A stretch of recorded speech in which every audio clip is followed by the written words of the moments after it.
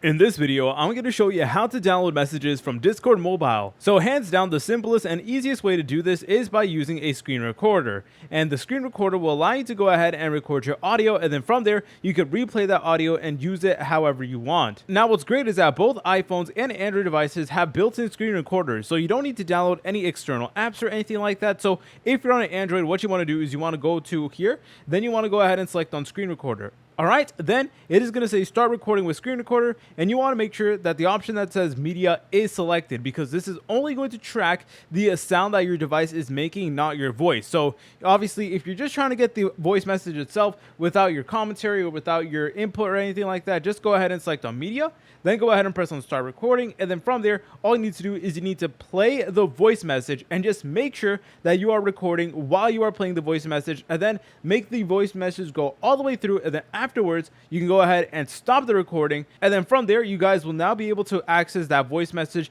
at any point in time. And it's honestly that simple. If you guys found this video helpful, make sure to leave a like and subscribe. I'll see you in the next tutorial.